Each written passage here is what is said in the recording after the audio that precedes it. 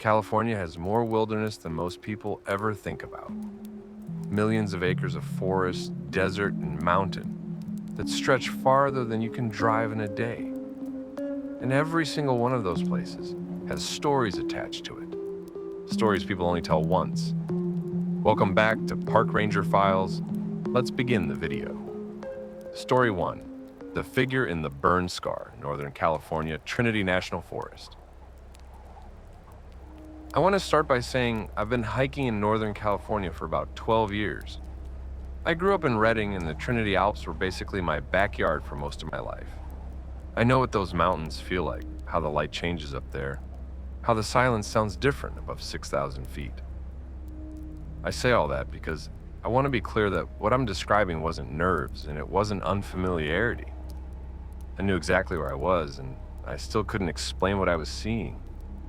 This was in late October 2 years ago.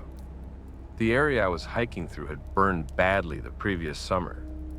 A lot of the Trinity Range took a serious hit that year, and the section of trail I was on cut right through a large burn scar that stretched across the hillside for maybe 2 miles. Dead trees still standing, gray trunks without bark, ash-colored ground with almost nothing growing back yet. It looked like the surface of the moon, and it felt that way too. No birds, no insects, just wind moving through all those hollow dead trunks and making a low whistling sound that you felt more than heard. I'd been out for 2 days already. My plan was to loop back around through the burn scar and make it to my car before dark on the 3rd day, which was doable as long as I kept a decent pace. I was moving well through the morning. The trail through the burn was faint in places because the fire had taken out most of the ground markers, but I'd done this route before and I had my map out. Around midday, I stopped to eat lunch at a blackened log near the edge of the scar. I had a clear view down the slope to where the dead trees gave way to a lower elevation section that hadn't burned, green down there, which looked strange next to all that gray. I sat there eating for maybe 15 minutes, and I was looking down the slope idly when I noticed something that didn't fit. There was a figure standing at the edge of the green tree line, right where the unburned forest began, just standing, not moving, too far away to make out details, but the shape was clearly a person. Upright, 2 arms, standing completely still. I watched for probably 2 full minutes, and the figure didn't move at all. I told myself it was a hiker, stopped to look at the burn scar, maybe resting. And I finished my lunch and started moving again. I lost sight of the figure as the trail curved around a ridge. I wasn't thinking much of it at that point. Then, maybe 40 minutes later, the trail came back around and I had another view of the lower slope. The figure was still there. Same spot, same posture, completely still. That started bothering me. Even if someone had decided to stop and rest for a while, 40 minutes in the same position without moving even slightly was unusual. I kept walking and watching when I could see that part of the slope, and every time I had a sight line, the figure was exactly where it had been. At one point, I thought maybe it was a burned tree stump that my brain had shaped into a person, which would have been easy to do in that landscape. But I'd seen it move the first time, or I thought I had. Now I was second-guessing myself. The trail started descending toward the lower elevation section in the late afternoon, and I was going to pass pretty close to where I'd been seeing the figure. My stomach was uncomfortable about it the whole way down, but I told myself I was being ridiculous. When I got to the tree line, there was nothing there. No person, no stump shaped like a person, just the first row of living trees and a stretch of dead pine needles on the ground. I stood there looking at the spot for a minute, and then I looked at the ground. There were boot prints, fresh ones, still dark in the dry soil, facing away from where I was standing and heading back into the unburned forest. Whoever had been standing there had left just before I arrived, or maybe as I was approaching, and they had never said anything or made themselves known, even though they would have been able to see me on the trail for at least an hour. I set up camp about 2 miles further down the trail that night, and I stayed awake far too long listening to every sound. Nothing happened. I got back to my car the next morning without seeing anyone, but I've thought about that figure a lot since then. How long had they been standing there? What they were watching? Whether they had been watching me specifically. Standing still in a burned-out forest while a hiker moved down a trail toward you isn't something people do by accident. And it isn't something people do with good intentions either. Story 2. My girlfriend and I spent a long weekend in the San Bernardino mountains last summer, camping out of her Jeep and doing day hikes from a base camp we set up at a dispersed site off one of the forest roads. It was her idea, and I was honestly not that into it at first because I'm more of a city person. But she'd been out there before and knew the area. We got there on a Thursday afternoon, found a flat spot off the road, and started getting set up. The site we picked was nice. You could see a ridge to the east, and there was a dry creek bed nearby that still had some shade trees along it, even with no water. We got the tent up and made dinner, and everything was fine. It got cold fast once the sun dropped, which surprised me, but we had good sleeping bags. I slept through the whole first night without waking up once. Friday was a great day. We did about 10 miles on a trail that went up toward a saddle with views in every direction. Came back tired, made dinner, went to bed early. Everything's still normal. Saturday was when things changed. We had planned to do another hike, but my girlfriend wanted to rest her knees, so she stayed at camp while I took the day pack and went out on a shorter trail by myself. I was gone maybe 4 hours. When I got back to camp, something was different immediately. I couldn't identify it at first. Everything looked the same. Then I noticed the camp chair that I'd left folded up against the Jeep was now unfolded and sitting about 8 feet away from where I left it, facing the creek bed, like someone had sat in it. My girlfriend was in the tent when I got back. She said she'd been in the tent most of the morning and hadn't moved the chair. She hadn't seen anyone around the camp. We both agreed it was strange, but there was no other explanation we could come up with. We figured maybe the wind, even though a folded camp chair doesn't really unfold in the wind and doesn't carry itself 8 feet. That night around 10 o'clock, we were in the tent when we heard footsteps, not subtle ones. Clear, deliberate footsteps on the gravel and dry ground around our campsite. They moved around the back of the tent, then around the side, then stopped. We lay there completely still. I had my hand on the zipper of my sleeping bag. The footsteps started again after maybe 30 seconds and moved away from the tent toward the creek bed and then faded. We didn't sleep. We talked quietly in the tent for a while, and then she suggested I get the tire iron from the Jeep, which I did, moving as quietly as I could. We stayed in the tent until it was light enough to see.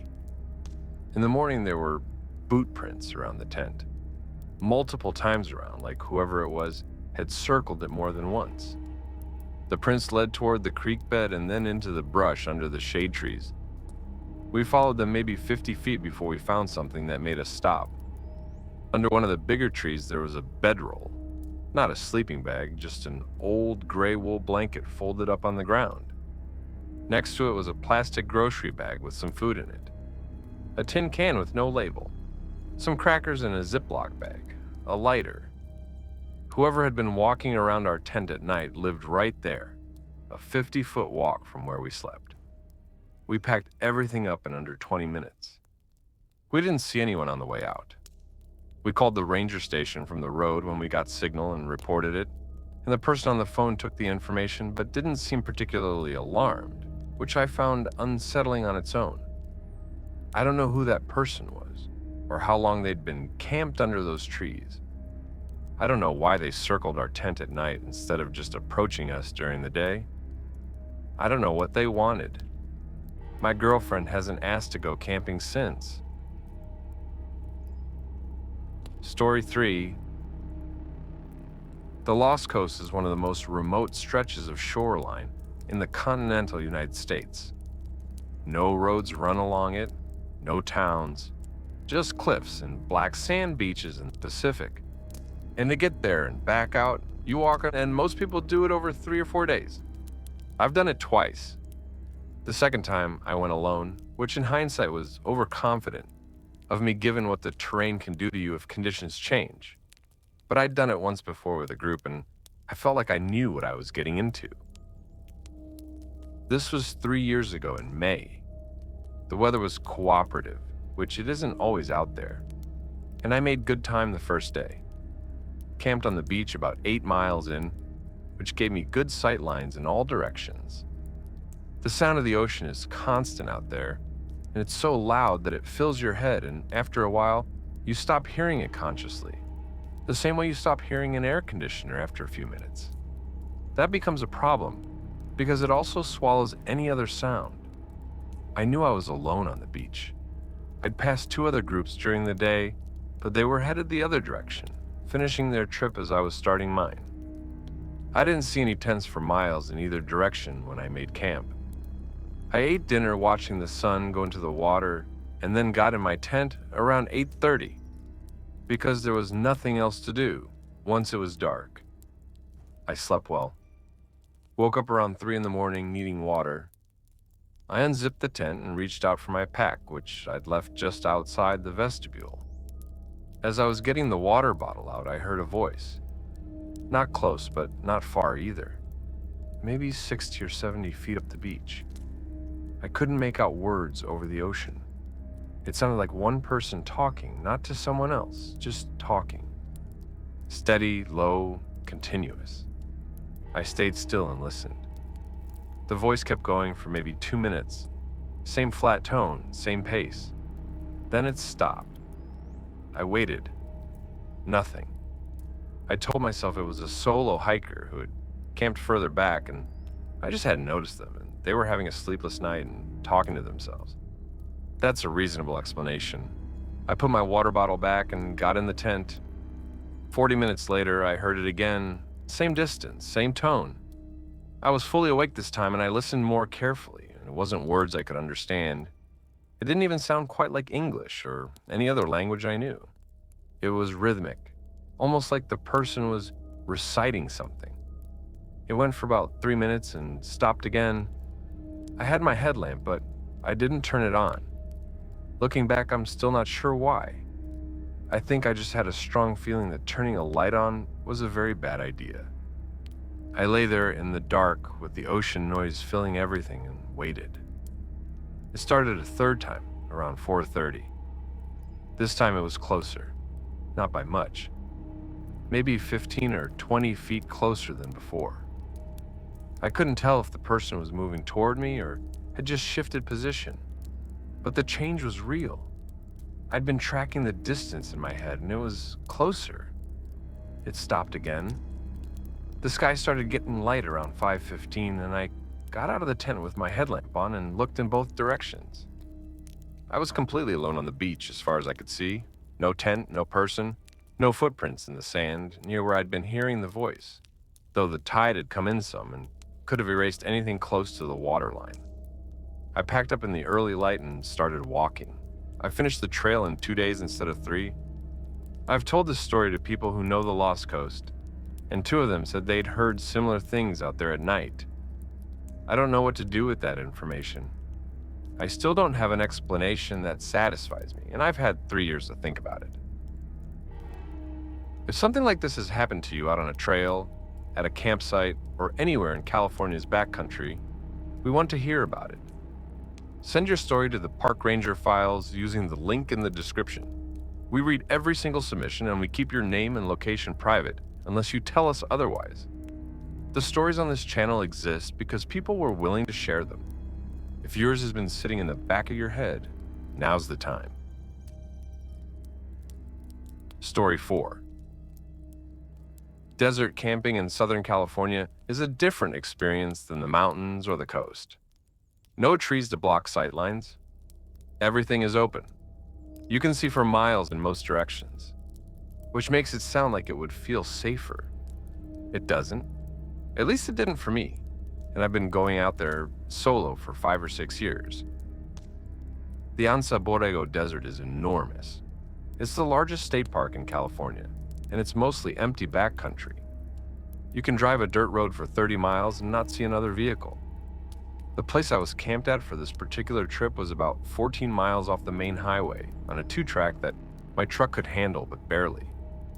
I parked on a flat pad between two low desert hills, which gave me some wind protection and made me feel slightly less exposed than being on the open flat would have. My first 2 nights out there were uneventful. Hot during the day, cold after dark, big stars, normal desert camping. I was relaxed. On the third morning, I woke up before sunrise to hike a wash that I'd been wanting to explore. I got back to camp around 10 and immediately noticed that my cooler, which I'd left closed and strapped to the back bumper of my truck, was open. The strap was still intact, the lid was just open. I went over and looked inside. The food was mostly untouched, but it had clearly been gone through. Things were moved around. A container of leftover pasta that I'd packed tightly against one side was now sitting loose in the middle. A plastic bag of fruit had been opened and some of it was gone. I figured it was an animal, a coyote or something small. But the cooler has a latch mechanism, not just a friction fit lid, and an animal would have had trouble with it. I kept finding reasons to talk myself out of being worried. That afternoon around 4 o'clock, I drove out to the edge of the flat to watch the sunset from a higher spot and then drove back to camp. When I came around the low hill that my camp was tucked behind, my headlights caught something for just a second before I stopped. A figure crouched down next to my camp table, not standing. Crouched, low to the ground, and looking directly at my headlights. I stopped the truck with my lights on them, and we both just stayed like that for a second. Then they stood up and started walking fast away from the camp into the open desert to the north. I stayed in the truck. I watched the direction they went until I couldn't see any movement anymore. The sun was mostly down at this point. I sat in the truck for another 20 minutes with the engine running, and then I decided I wasn't staying another night. I packed everything into the truck in the dark, which I do not recommend in the desert because of what lives in the rocks and brush, and drove out. I did not look behind me. I didn't stop until I hit pavement. What stays with me is the cooler. The person had been through my camp during the day while I was gone. They'd opened the cooler and gone through it carefully. That's not someone passing through. That's someone who knew where I was camped and what I had and was comfortable coming in close enough to go through my things. I think if I hadn't come back when I did, they would have taken a lot more. And I try not to think about what they would have done if they'd been there when I got back. Story 5, followed down from Tahoe, Lake Tahoe Basin, El Dorado County. I do a solo backpacking trip every August. It's just something I've done since my late 20s to reset before the fall.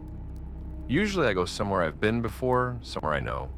But this particular year, a friend had been talking up a route in the Tahoe Basin that he said was quiet and had good camping near the water.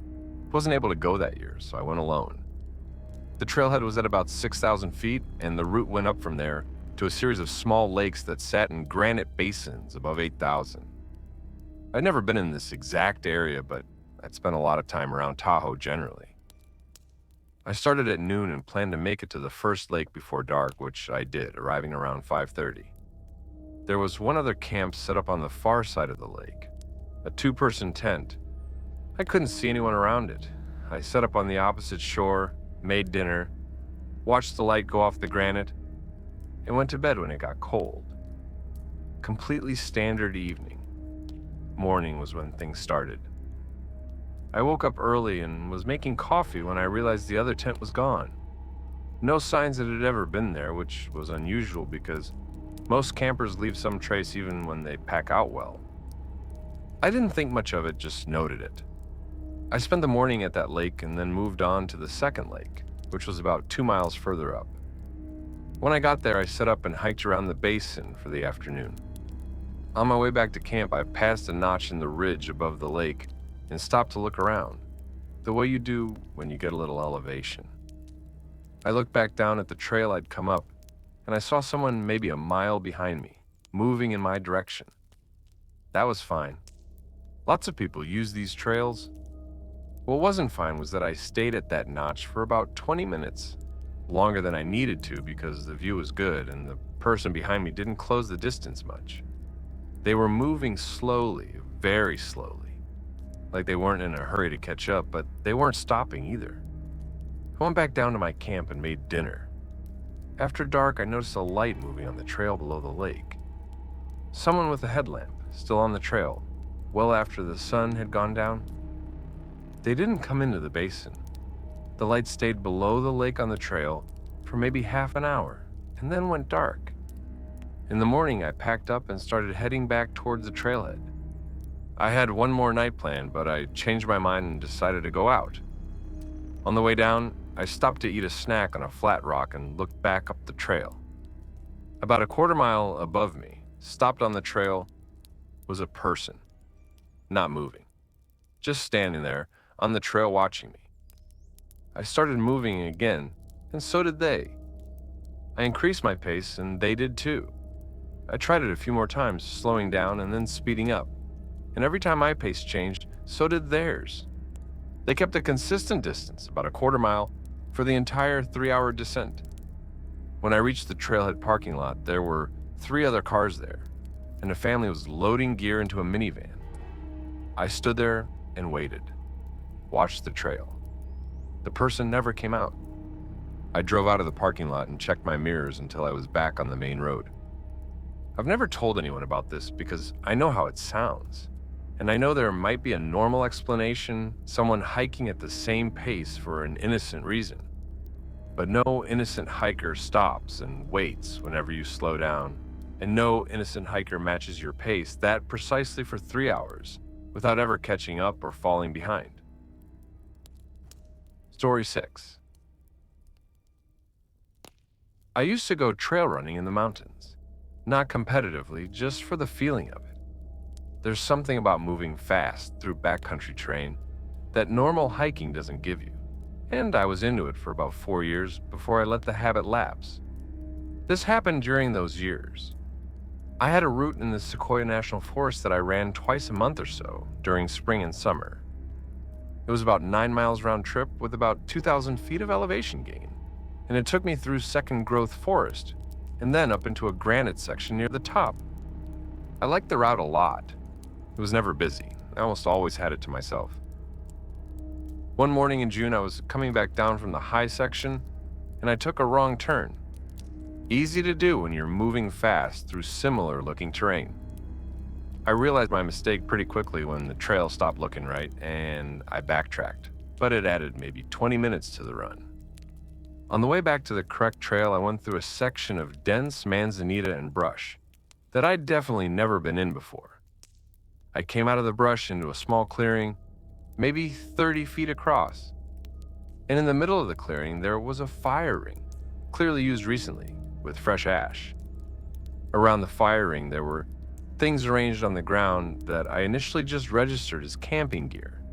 But when I looked more carefully, I realized what they were. They were photographs.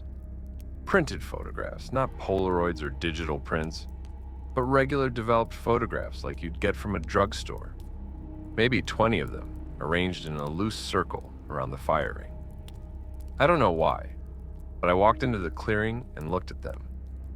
I wasn't touching them, just looking at them from standing height. Every single one of them was a photograph of people on trails, hiking. Some people were clearly mid-stride, not aware they were being photographed. Others were stopped at viewpoints or sitting eating lunch, also seemingly unaware. All outdoor settings, all different people, different ages, different seasons based on the clothing. No faces I recognized, no context. I stood there for longer than I should have. Then I left, fast, back through the brush and back to the trail. I didn't run the rest of the way. I walked and I looked behind me constantly. I reported it to the Forest Service when I got back to my car, and they took the information. I never heard anything back from them about it. I've thought about what those photographs meant a lot. The most obvious answer is that someone was photographing hikers without their knowledge, and using those photographs for something, some purpose. that required them to be brought out to a remote clearing and arranged around a fire ring. I can't tell you what that purpose was. I don't want to speculate too specifically. But those photographs were of real people who never knew they were being watched, and whoever put them there had been watching trails long enough to accumulate 20 or more of them. Story 7. Angeles National Forest sits above Los Angeles, and a lot of people use it. Day hikers, trail runners, mountain bikers, people getting out of the city for a few hours. It's not exactly remote wilderness, but it's bigger than you think, and once you get a few miles off the popular routes, it thins out considerably. This happened on a trail that was about 4 miles from a main parking area, which is far enough to filter out most people who aren't serious hikers. I was doing a solo overnight. Nothing ambitious. My plan was to hike in, camp near a ridge, and come back the next morning. I'd done it twice before on different trails in the same general area. I got to the trailhead parking lot around 3 in the afternoon. There was one other car there, an older minivan with some rust along the bottom. I didn't see anyone around it. I got my pack together and started up the trail. About 40 minutes in, I came around a bend and found a family stopped in the middle of the trail. A man, a woman, and 2 kids, maybe 7 and 10 years old. The man had a small day pack on. The woman was holding both kids by the hand, even the older one, which looked like the kid was uncomfortable with. They were all just standing there looking at me as I came around the bend. The man smiled at me and said something about the weather, just a normal comment about it being warm. I agreed, said something back. The woman didn't say anything. She was looking at me in a way that was a little too focused. Not hostile exactly, just very attentive. The kids were quiet, which for 2 kids on a trail in the afternoon is its own kind of strange. I moved past them and kept walking. I didn't think much about it for the first few minutes. Then I started noticing that I wasn't hearing anything behind me. No footsteps, no voices. Normally you hear a family on a trail because kids make noise. I stopped and listened. Nothing. I kept going, made camp, had dinner, went to sleep. In the morning I was back on the trail by 7, heading down. About a mile from the trailhead I came around a corner and the family was there again. Same trail, not heading up, just standing off to one side among the trees, partially in shadow. The man raised his hand when he saw me, not quite a wave, more like he was acknowledging me. Like he'd been waiting for someone to come down the trail and he'd expected it to be me. I said good morning and kept walking. I didn't stop. Behind me, after a few seconds, I heard the 4 of them step back onto the trail, and I could hear them following, not running, just walking at my pace. I increased my pace without making it obvious, and they matched it. When I got to the trailhead parking lot and turned around, the trail was empty. I couldn't see them. The minivan was still there. I sat in my car for 5 minutes before leaving. The minivan was still there when I drove out. I don't know what they were doing there overnight. I don't know why they were standing off the trail in the trees at 7 in the morning. I don't know why they followed me down and then disappeared before the parking lot. I've gone back to that trail once since then, and I got a bad feeling about halfway in that I couldn't shake, and I turned around. Some places just change for you after something like that. Yeah. We're always looking to grow the Park Ranger Files community. If you've been watching for a while and you haven't subscribed yet, now's a good time. We post new story videos every week, and we're working on some longer deep dive episodes that look at specific locations that keep showing up in submissions. Hit subscribe if you want to be there for those. And if you know someone who'd be into this channel, share it with them. Word of mouth is how we've grown, and it means a lot. Story 8. There are parts of Kings Canyon that very few people ever reach. The main canyon draws crowds, but you only have to go up one of the side drainages to lose them entirely. I'd been up one of those drainages twice before, and this was my 3rd trip up the same route, this time alone. 4 nights, 5 days. The first 3 days were perfect. Perfect in the sense that I didn't see another person. The kind of trip where you start to relax in a way that daily life doesn't allow, where your thoughts slow down and you start actually hearing things instead of just processing them. I was in a good place mentally by day 3. On the night of day 3, I had a fire going and I was sitting with my back to a boulder. The fire was small, just enough for light and a bit of warmth. Around 9:30, I heard footsteps approaching and looked up to see a man coming into the light of the fire. He was alone. He had a backpack on that looked heavy and a walking stick. He was maybe 50 years old, deeply tanned, and his clothes were worn but not in bad condition. He looked like someone who spent a lot of time outside. He asked if he could sit for a minute. I said yes. He sat down across the fire from me, set his pack down, and started talking, friendly enough at first, where I'd come in from, how many nights I was out, what the trail had been like. Normal hiker conversation. I answered his questions. He didn't offer much about himself in return, which I noticed but didn't push on. After maybe 10 minutes, he said something that shifted the whole conversation. He said that he'd been watching me set up camp. He said it like a casual observation, the way you'd mention the weather. He said he'd come up the same drainage as I had, about an hour behind me, and he'd watched me from the trees while I picked my campsite and set up the tent. He said he'd been deciding whether to come over and introduce himself. I kept my expression as neutral as I could. I asked him what had helped him decide. He looked at me across the fire for a moment, and then said that I looked like I could use the company. I asked where his camp was. He pointed vaguely up the drainage in the direction I was heading the next day. He said he was camped not far from where I'd be camping tomorrow night, if I was doing the route I said I was doing. He sat for another 15 minutes after that, and mostly we didn't talk. Then he stood up, shouldered his pack, and walked back out of the firelight in the direction he'd come from. The same direction where his camp was, he'd said.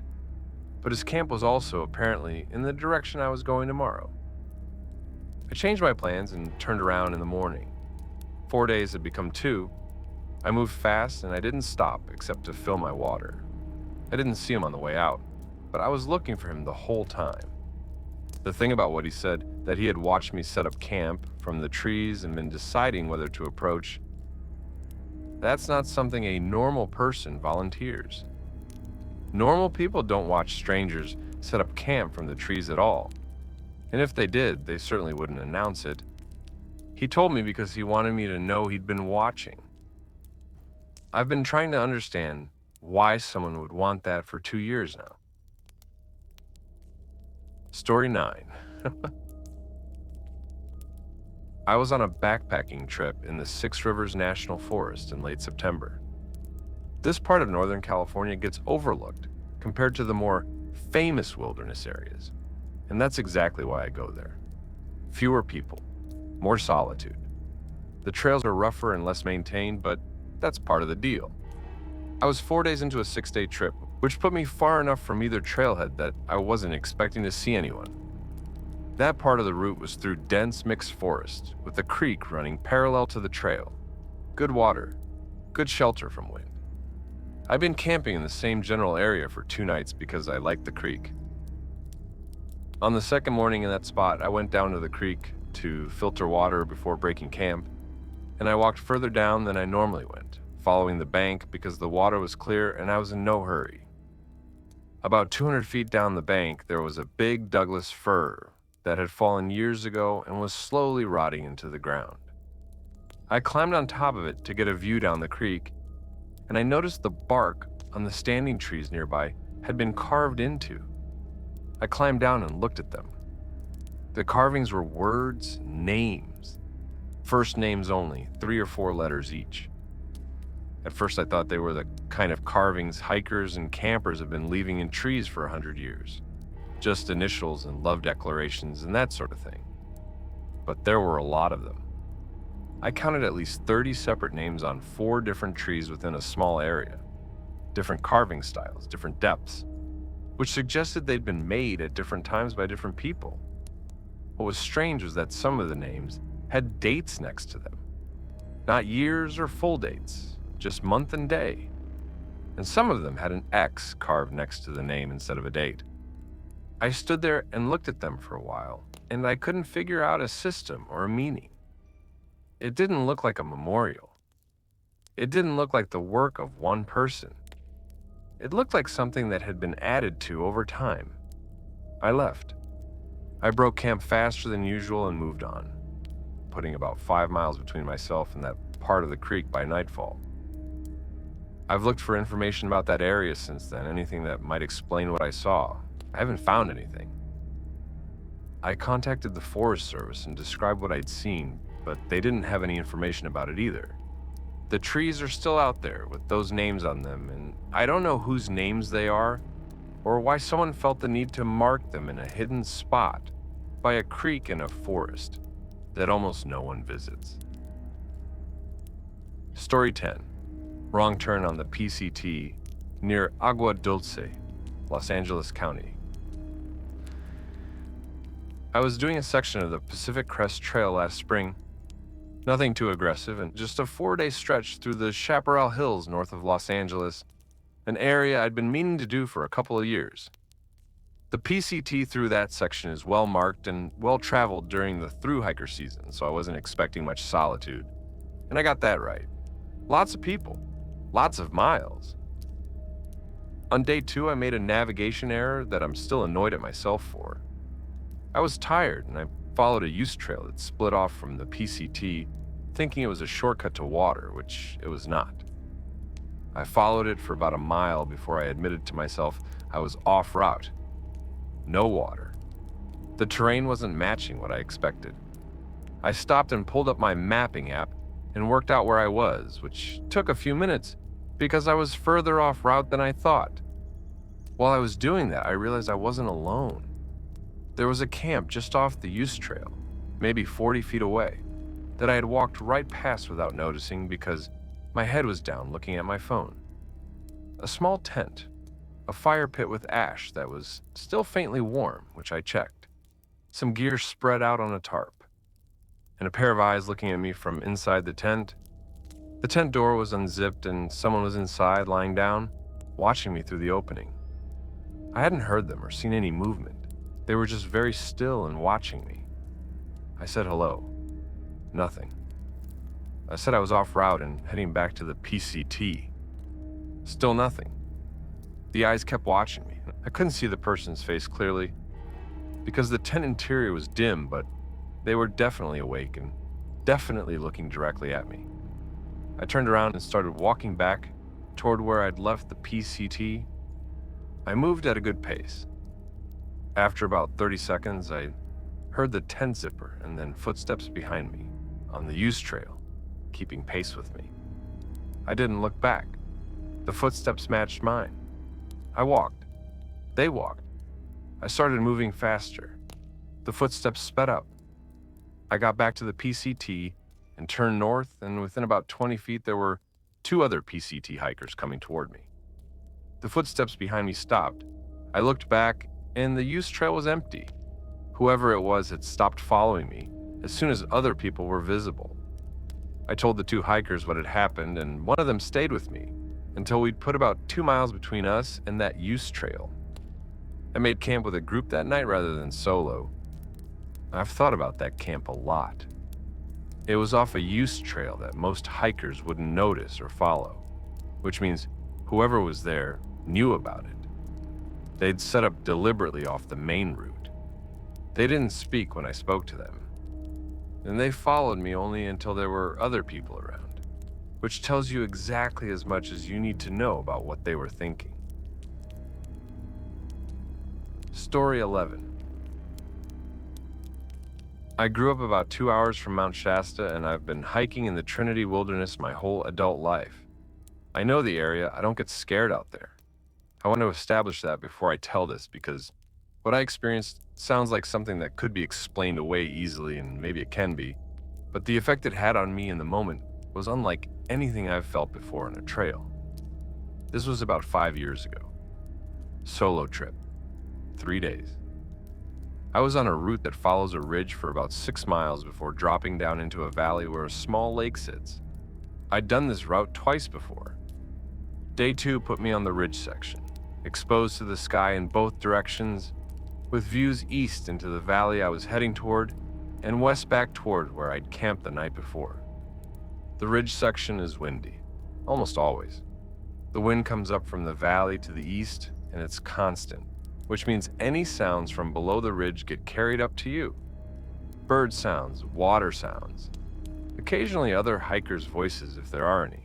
All of it gets lifted up and distorted by the wind so that it comes to you from a slightly wrong direction and at a slightly wrong volume. I knew this, I'd experienced it before. Around 2 in the afternoon, I was about 3 miles into the ridge section when I heard something that I first thought was a voice being carried by the wind from the valley below. Then I heard it again, and it wasn't a voice. It was more like a tone, a long, sustained note that wasn't varying in pitch the way wind sound does. It would come and then stop and then come again, regular intervals.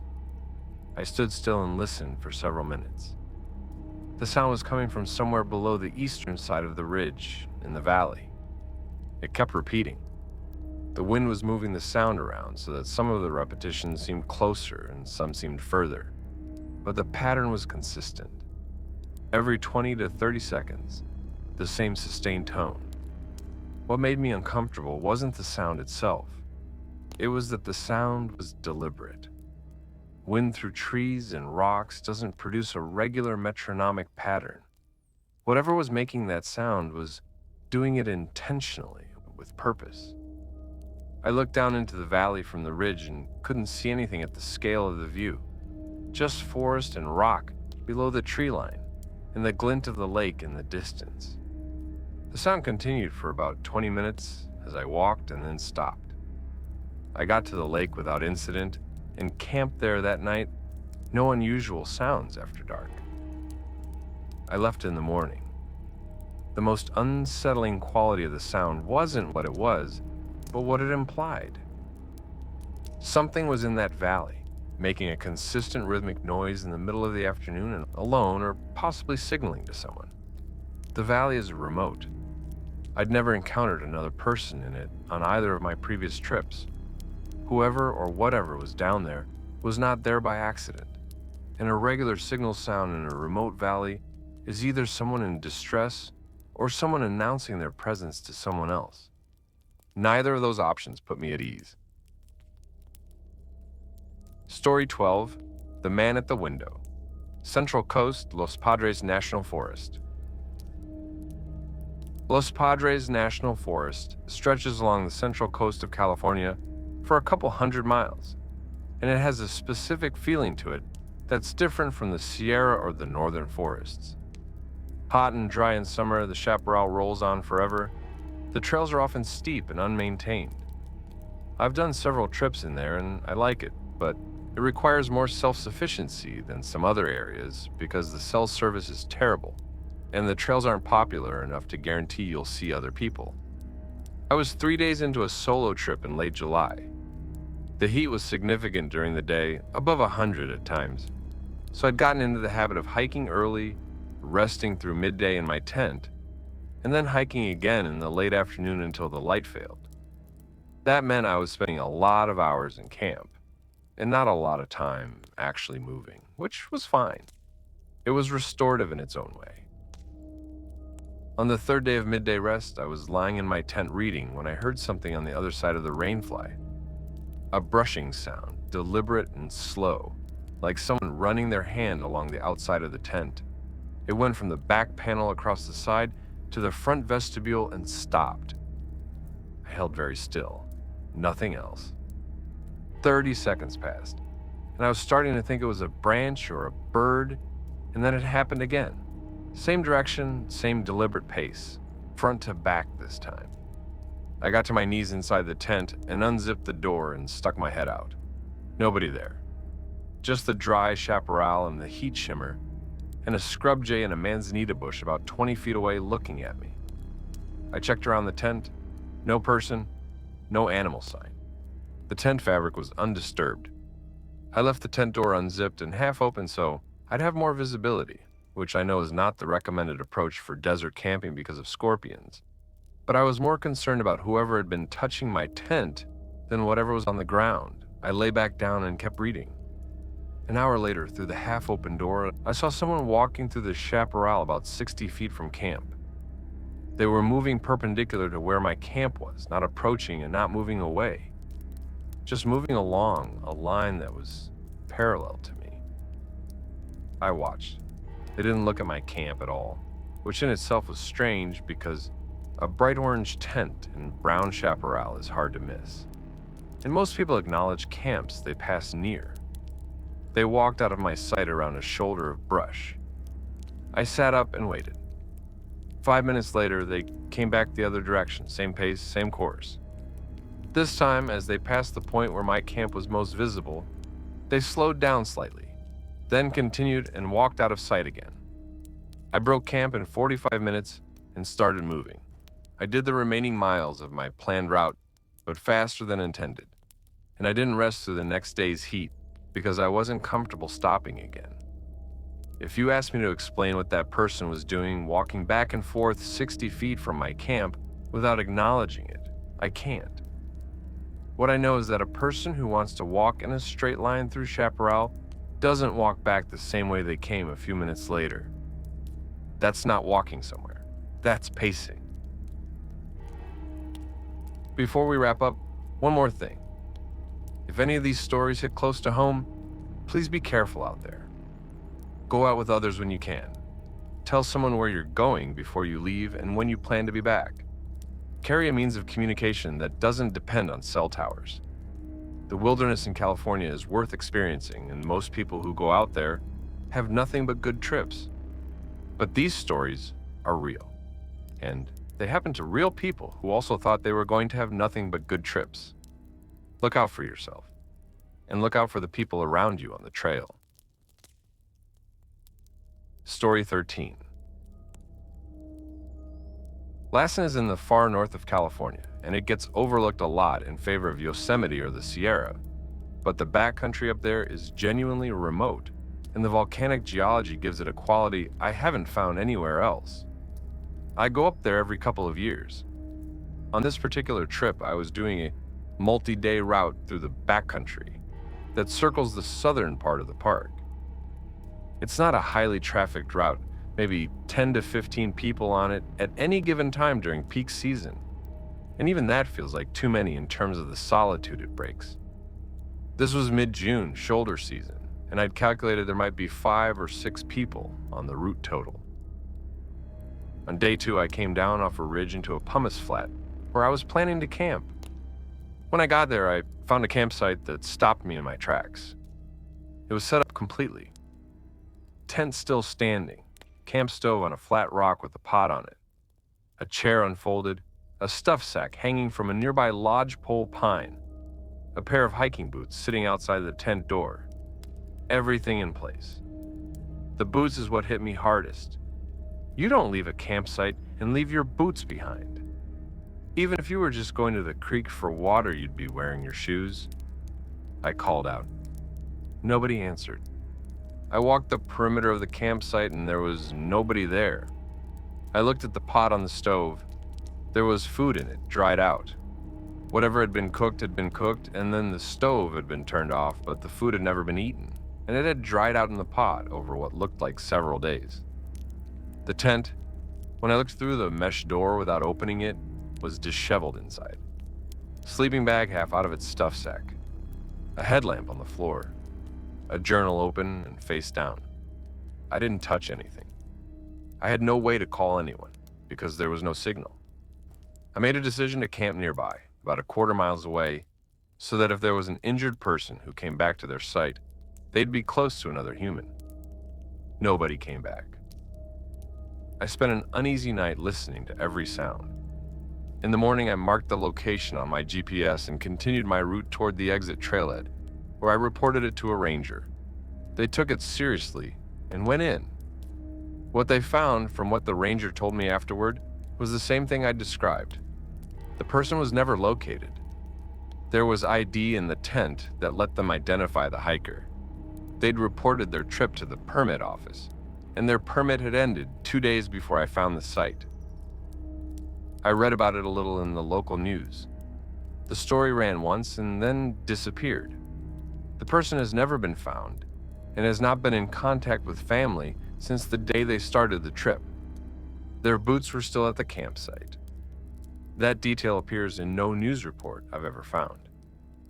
Just the ranger who told me about the recovery, who mentioned it because he knew I'd seen the campsite and knew how disturbing it was.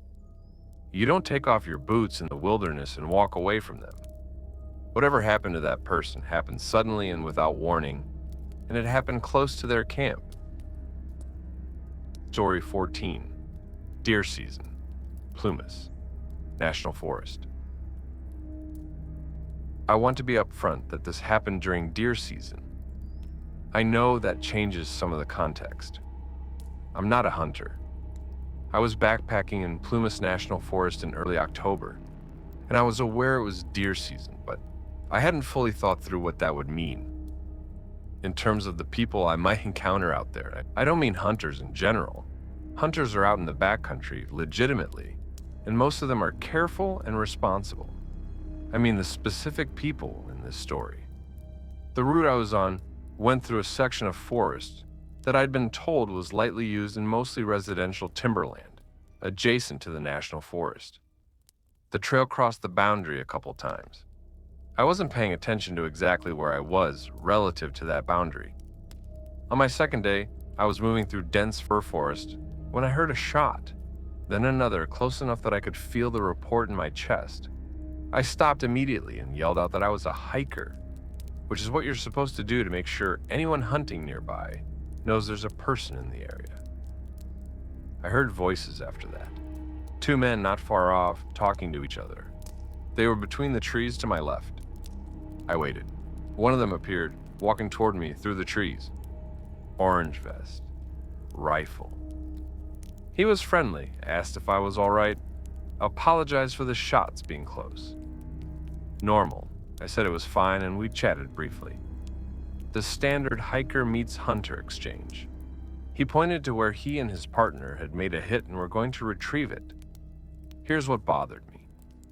While we were talking, his partner, who I hadn't seen, had apparently circled around to the other side of me.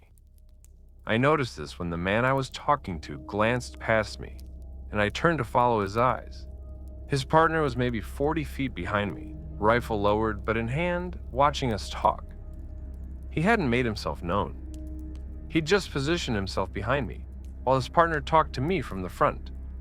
I did not react to this visibly. I finished the conversation as normally as I could and started walking. I watched the trail ahead and listened behind me. I didn't hear footsteps following me. After about a mile, I cut across a ridge that wasn't on my planned route, just to put different terrain between myself and where I'd been. I finished the trip, but I didn't stop for more than 5 minutes at a time after that, and I made sure to always have a large tree between me and the direction I'd come from when I did stop. I want to be careful about what I say here because I know this could just be 2 hunters moving through the forest in a way that I read as threatening because I was on edge. But the partner had come around me without saying anything or making himself known. That's not accidental. You don't quietly move around a stranger in the forest without knowing exactly what you're doing. It might have been nothing. I hope it was nothing. The way the man I was talking to glanced at his partner before looking back at me is what I can't let go of. It looked like a check, like he was confirming a position. Story 15. I know the Mojave National Preserve is not what most people think of when they think California wilderness. No trees, no mountains, just miles of creosote and Joshua trees and volcanic formations under a sky that goes on longer than anything you've seen before. But it's my kind of place. Empty, honest. What you see is what you get, which is why what I'm about to describe was so disorienting. In the desert, there's nowhere to hide, or there shouldn't be. I was doing a 3-day solo trip through the preserve in November, which is the right time to go because the temperatures are manageable and the light is extraordinary. I'd done the same route the year before with a friend and was repeating it alone. Water is the primary logistical concern in the Mojave. You have to know where the reliable water sources are and plan around them. The route I was on had 2 reliable springs, one on day 1 and one on day 2, and you carry what you need between them. On day 2, I was approaching the second spring, which sits in a small rocky basin about 3 miles off any marked trail. I was maybe 400 feet from the spring when I saw someone crouching next to it. The basin is open, and I had a clear view. The person was crouching at the water's edge facing away from me. They had no pack visible that I could see. Just a person crouching at a spring in a rocky basin 3 miles off any trail in the middle of the Mojave. I stopped and watched from where I was for a few minutes. They didn't move. Not like they were drinking. Just crouching there, facing the water, still. I needed that water. It was the only reliable source for the next 12 miles. I started moving toward it. When I was about 150 feet away, the person stood up without turning around, still facing the water. They stood there for a moment. Then they walked around the far side of the spring and into a cluster of boulders and disappeared. I went to the spring and filled my water. The ground around the spring was soft enough to hold prints. There were boot prints from the person I'd seen, but there were also older boot prints, different pattern, and some of what looked like drag marks in the soft dirt around the water source, leading toward the boulders. I filtered my water as fast as I could and left. I didn't look at the boulders. I had an entire day's hiking between me and my car, and I needed to move. I kept the boulders in my peripheral vision until the terrain turned and I couldn't see them anymore. I've been back to that spring since. The drag marks were gone by then, of course. Nothing to indicate anyone had been there. I've told myself it was a day hiker who knows the area well, someone who didn't need a pack because they'd come from a nearby road. That's possible. The Mojave has roads cutting through it in odd places. A person could have been there legitimately, but a person at a spring in the desert who hears someone approaching and responds by standing up slowly and retreating into boulders without turning around is not someone who has a clear conscience about being there. You don't hide from a stranger unless you have something to hide. That's the thought I keep coming back to, and the drag marks. I haven't told anyone about those before.